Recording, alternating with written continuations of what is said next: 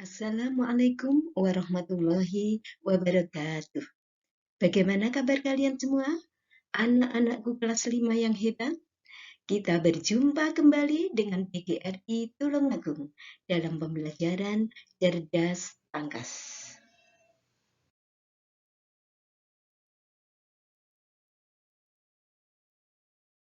Kita akan membahas tema 2, ekosistem, subtema 2, hubungan antar makhluk hidup dalam ekosistem, pembelajaran 3.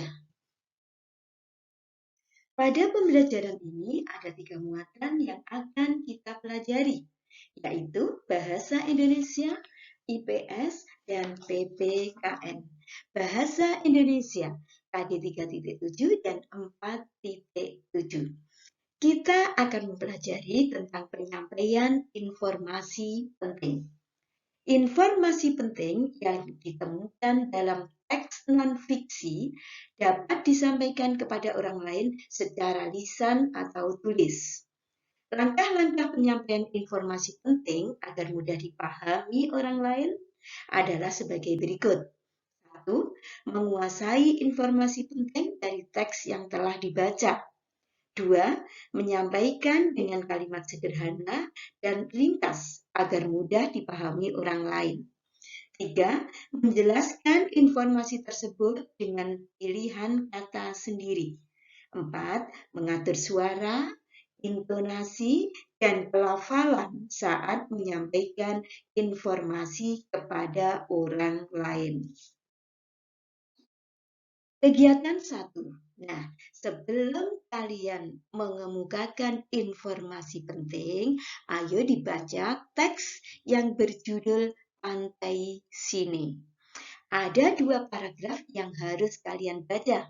Nah, setelah kalian membaca, tuliskan informasi penting dari teks tersebut. Kemudian, sampaikan hasilnya secara bergantian dengan teman sekelompokmu. Bisa? Silahkan dicoba. Sekarang kita bahas ayo berlatih. Ayo mengerjakan soal-soal berikut ini dengan benar. Ayo membaca teks untuk menjawab soal nomor 1 sampai nomor 5.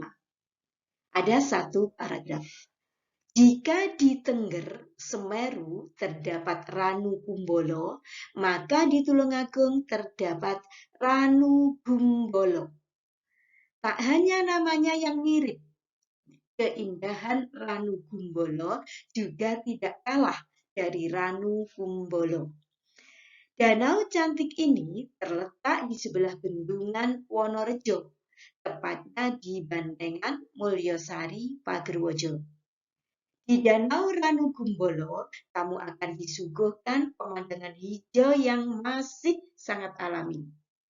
Di kawasan ini juga disediakan wahana flying fox, perahu kayuh, dan masih banyak wahana lainnya.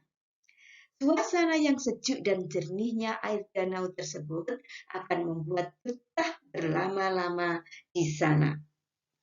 Soal nomor 1. Kalimat utama paragraf tersebut adalah A. Danau cantik ini terletak di sebelah bendungan Wonorejo, tepatnya di Bandengan, Mulyosari, Pagerwojo.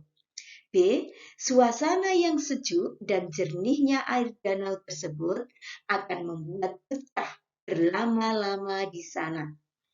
C. Jika di Tengger Semeru terdapat Ranu Kumbolo, maka di Tulungagung terdapat Ranu Gumbolo. D. Di kawasan ini juga disediakan wahana flying fox, perahu kayu, dan masih banyak wahana lainnya. Jawaban yang betul adalah C. Jika di Tengger Semeru terdapat Ranu Kumbolo, maka di Tulungagung terdapat Ranu Gumbolo. 2. Paragraf tersebut membahas salah satu tempat wisata di Kabupaten Tulungagung yang bernama Ranu Gumbolo. 3. Informasi penting terkait letak Ranu Gumbolo bisa ditemukan pada kalimat ketiga. 4. Di kawasan ini juga disediakan wahana flying fox, perahu kayu, dan masih banyak wahana lainnya. Kata tanya yang tepat untuk menyusun pertanyaan yang jawabannya kalimat bergaris bawah adalah kata tanya apa. Wahana apa yang disediakan di kawasan ini? Sehingga jawabannya wahana flying fox, perahu kayu, dan masih banyak wahana lain. 5. Carilah arti kosakata danau dan bendungan yang ada pada paragraf tersebut. Menurut Kamus Bahasa Indonesia, danau adalah genangan air yang amat luas dikelilingi daratan. Sedangkan bendungan adalah bangunan penahan atau penimbun air untuk irigasi. Selanjutnya muatan IPS KD 3.1 dan 4.1. Kita akan membahas tentang ketampakan alam di Indonesia. Keragaman ketampakan alam, sosial, dan budaya dimiliki setiap daerah, baik daerah kabupaten atau kota maupun provinsi yang ada di Indonesia. Ada yang sama, ada yang berbeda.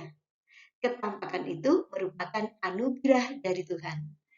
Ketampakan alam bisa dimanfaatkan, tetapi harus dijaga kelestariannya. Ketampakan alam adalah keadaan alam suatu tempat yang tidak dibuat oleh manusia. Ketampakan alam diciptakan oleh Tuhan yang Maha Pencipta. Ketampakan alam disebut juga lingkungan alam. Ketampakan alam bumi Indonesia cukup beragam. Masing-masing memiliki ciri khas. Pada dasarnya, ketampakan alam itu terbagi atas daratan dan perairan. Setiap ketampakan alam menjadikan manusia mampu memahami, mengolah, memanfaatkan, dan melestarikan alam dengan baik. Daratan adalah sebuah bagian padat dari lapisan kulit bumi. Dapat juga dikatakan bagian bumi yang tidak tertutup air. Daratan adalah tempat di mana kita berpijak. Bentuk daratan bermacam-macam, antara lain gunung, pegunungan, dataran tinggi, dataran rendah, dan pantai. Pada wilayah daratan memungkinkan adanya pemanfaatan untuk lahan pertanian dan kehutanan yang lebih luas, pemanfaatan barang tambang yang lebih lama, antara lain minyak dan gas bumi, timah, biji besi, dan sebagainya, serta pemanfaatan sebagai area tempat tinggal yang lebih luas. Ada dua macam gunung, yaitu gunung berapi dan gunung tidak berapi. Gunung berapi menghasilkan barang-barang tambang seperti batu, pasir, belerang, dan sumber air panas. Sumber air panas dapat menjadi daya tarik pariwisata daerah. Gunung yang tidak berapi bisa dimanfaatkan untuk kegiatan perkebunan, kehutanan, suaka margasatwa, atau tempat rekreasi. Nah, bagaimana ciri-ciri dari ketampakan alam tersebut? Silahkan kalian membaca sendiri. Semua ada di buku Cerdas Tangkas kalian semua. Apa itu pegunungan? Bagaimana permukaan dataran tinggi? Dan apa itu pantai? Juga apa yang disebut dengan sungai, selat, dan danau, juga laut. Silahkan semuanya dibaca sendiri di buku Cerdas Tangkas kalian masing-masing. Jangan malas untuk membaca, karena membaca adalah bagian dari literasi. Kita akan berusaha untuk menjadi anak-anak yang literate di kemudian hari. Kegiatan 2. Ayo melakukan kegiatan berikut. Pertama, salah satu contoh ketampakan alam yang ada di wilayah Kabupaten Tulungagung adalah laut dan pantai. Tulislah nama-nama pantai yang ada di wilayah Kabupaten Tulungagung. Banyak sekali ya, ada pantai Popoh, ada pantai Sine, ada pantai Gemah, pantai Kelatak, dan lain-lain sebagainya. Tuliskan semuanya. Setelah itu, carilah informasi tentang potensi dan pemanfaatan pantai yang ada di Kabupaten Tulungagung. Selamat mengerjakan. Selanjutnya, kita bahas ayo berlatih. Ayo mengerjakan soal-soal berikut ini dengan benar. 1. Pada dasarnya, ketampakan alam terbagi menjadi 2, yaitu daratan dan perairan. B. Gunung dan pegunungan. C. Sungai dan laut. D. Dataran rendah dan danau. Jawaban yang betul adalah A. Daratan dan perairan. 2. Wilayah di daratan dengan ketinggian 0 sampai 200 meter di atas permukaan laut disebut dataran rendah. 3. Pertanian yang dikembangkan di daerah pegunungan adalah pertanian hortikultura. Pertanian hortikultura adalah pertanian yang mengembangkan jenis tanaman sayur-sayuran dan buah-buahan. 4. Wilayah perairan Indonesia sangat luas, yaitu meliputi titik-titik bagian dari seluruh wilayah Indonesia. Meliputi 2/3 bagian. 5. Ada 2 macam gunung di Indonesia, yaitu gunung berapi dan gunung tidak berapi. Jelaskan pemanfaatan kedua macam gunung tersebut. Gunung berapi akan menghasilkan barang-barang tambang, seperti batu, pasir, belerang, dan sumber air panas. Sumber air panas dapat menjadi daya tarik pariwisata bagi daerah. Gunung yang tidak berapi akan dimanfaatkan untuk kegiatan perkebunan, kehutanan, suaka marga satwa, atau tempat rekreasi.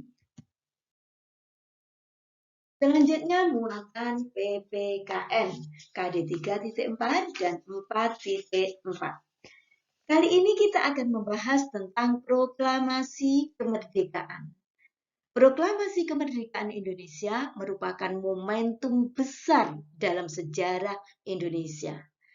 Peristiwa ini menjadi tonggak bagi berdirinya Negara Kesatuan Republik Indonesia. Proklamasi kemerdekaan Indonesia diumumkan ke seluruh wilayah Indonesia, bahkan ke seluruh dunia. Sebelum proklamasi dilaksanakan, terjadi beberapa peristiwa penting yang mendahulinya, yaitu peristiwa Rengas Dengklok, perumusan naskah proklamasi, dan detik-detik proklamasi. Ayo kita bahas satu persatu. Peristiwa Rengas Dengklok. Pada tanggal 15 Agustus 1945, Jepang menyerah kepada sekutu. Berita penyerahan Jepang ini didengar Syahrir dari siaran radio Amerika. Kemudian ia menyampaikan berita itu kepada Muhammad Hatta dan I.R. Soekarno. Mereka lalu ke rumah Laksamana Maeda yang bertugas sebagai wakil Angkatan Laut Jepang di Jakarta. Dia membenarkan bahwa Jepang telah menyerah kepada sekutu. Selanjutnya, Subandio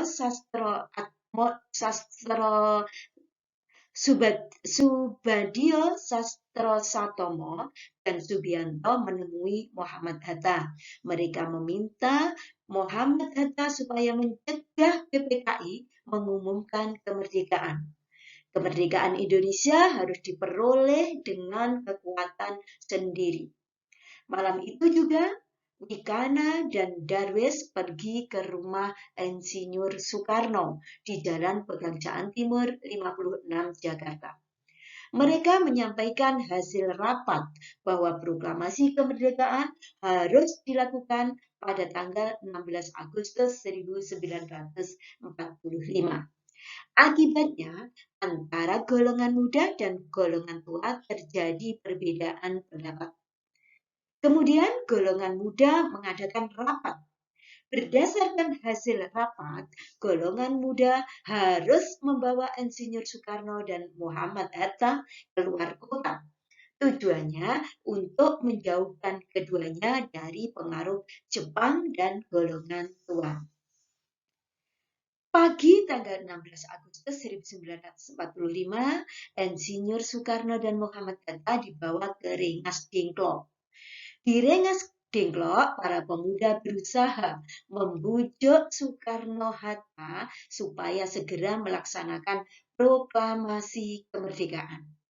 Akhirnya, Soekarno dan Sudarjo Singhe sepakat bahwa proklamasi kemerdekaan akan dilakukan setelah kembali ke Jakarta.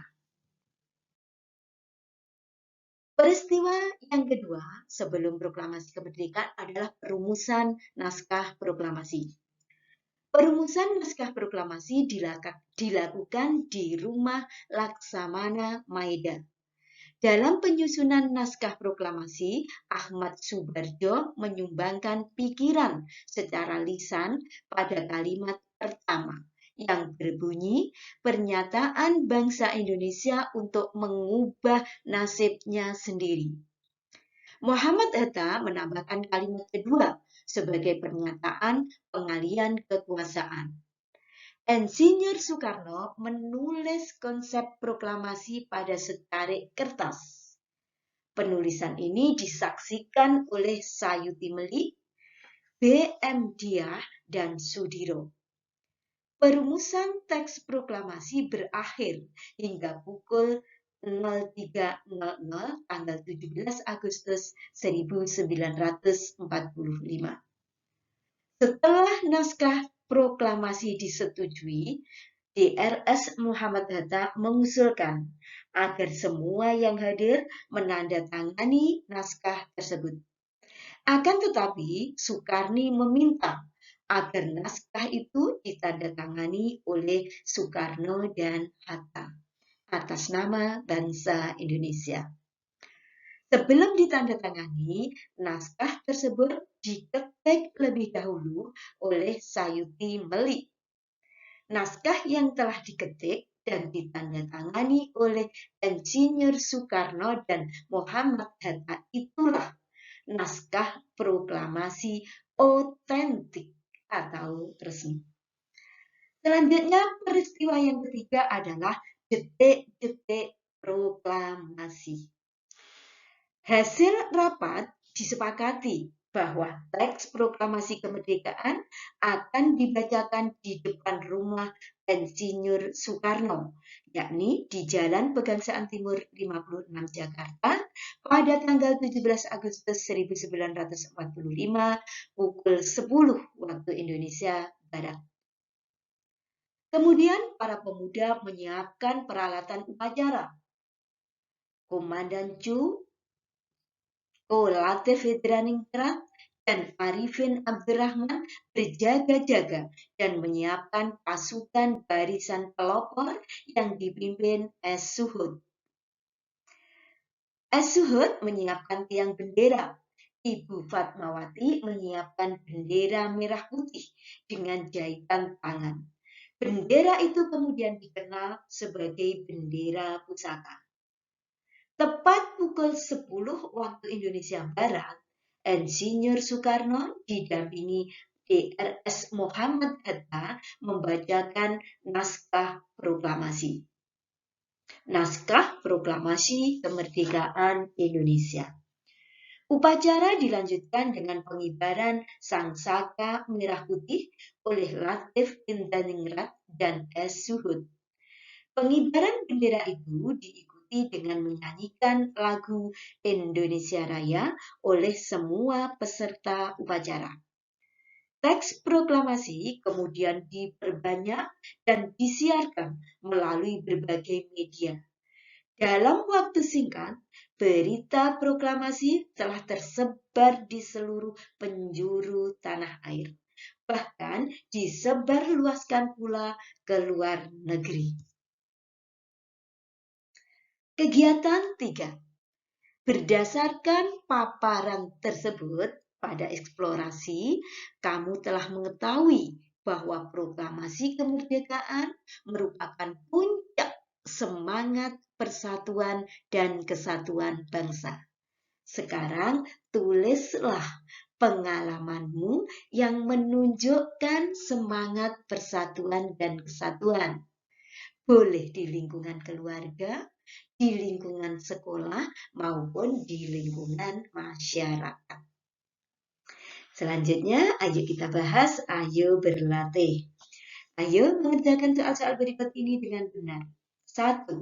Peristiwa berikut yang bukan merupakan peristiwa penting yang mendahului proklamasi kemerdekaan adalah A. Peristiwa Rengas Dengklok, B. Peristiwa Super Semar, C. Perumusan naskah proklamasi, D. Detik-detik proklamasi. Jawaban yang betul adalah B. Peristiwa Super Semar. 2. Di Rengas Dengklok, para pemuda berusaha membujuk Soekarno-Hatta supaya segera melaksanakan proklamasi kemerdekaan. Akhirnya, Insinyur Soekarno dan Sudarjo Singge sepakat bahwa proklamasi kemerdekaan akan dilakukan setelah kembali ke Jakarta. 3. Nama tokoh yang meminta agar naskah itu ditandatangani oleh Soekarno-Hatta atas nama bangsa Indonesia adalah Soekarni. 4. Berdasarkan hasil rapat persiapan kemerdekaan, disepakati bahwa teks proklamasi kemerdekaan akan dibacakan di depan rumah Insinyur Soekarno yang beralamatkan di Jalan Pegangsaan Timur nomor 56 Jakarta. 5. Proklamasi kemerdekaan merupakan puncak semangat persatuan dan kesatuan bangsa. Namun, jauh sebelum Indonesia merdeka, rasa persatuan dan kesatuan telah merasuki hati nenek moyang kita. Bagaimana perwujudan rasa persatuan dan kesatuan yang telah ditunjukkan oleh nenek moyang bangsa Indonesia. Ketika Nusantara mulai dikuasai oleh para penjajah, ikatan kekerabatan antar suku bangsa semakin erat. Negeri-negeri dan kerajaan-kerajaan di Nusantara bahu-membahu mengusir penjajah. Bertahun-tahun mereka berjuang untuk meraih kemerdekaan. Rasa persatuan dan kesatuan di antara suku bangsa di Nusantara semakin tebal. Nah, demikian pembahasan tema 5, subtema 2, pembelajaran 3. Semoga bermanfaat. Terima kasih, sampai jumpa di video pembelajaran berikutnya. Wassalamualaikum warahmatullahi wabarakatuh.